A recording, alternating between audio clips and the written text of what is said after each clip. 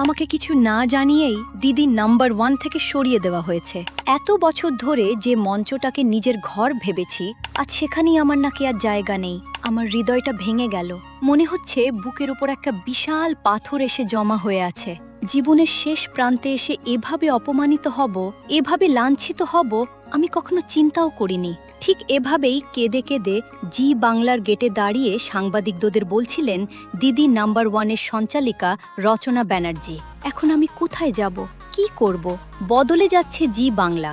জনপ্রিয় শো দিদি নাম্বার 1-এর মুখ। নতুন সিজনে সঞ্চালিকার দায়িত্ব দেওয়া হয়েছে স্বস্তিকা মুখার্জিকে। ইতিমধ্যে প্রোমো প্রকাশ করা হয়েছে। সেখানে দেখা যাচ্ছে শুধু সঞ্চালক বদল নয়, অনুষ্ঠানেরও বড় পরিবর্তন আনা হয়েছে। বাদ পড়ার বিষয়টা প্রথমে রচনা বলেছিলেন এটা চ্যানেলের সিদ্ধান্ত। ওরা অনুষ্ঠানটিকে নিজের মতো সাজাতে চেয়েছে। তবে চ্যানেলের সিদ্ধান্তের উপর আমি কিছু বলতে পারি না। কিন্তু এরপর ভেতরের কষ্ট আর চেপে রাখতে পারেননি রচনা। এক পর্যায়ে ভেঙে পড়ে বলেন, আমার সম্মানে হাত দিয়েছে স্বস্তিকা, ভগবান ওকে কখনোই ক্ষমা করবে না। তবে বিষয়টা নিয়ে দর্শকরা এখন প্রশ্ন তুলেছেন, এভাবে কি একজন দীর্ঘদিনের জনপ্রিয় তারকার সঙ্গে আচরণ করা উচিত?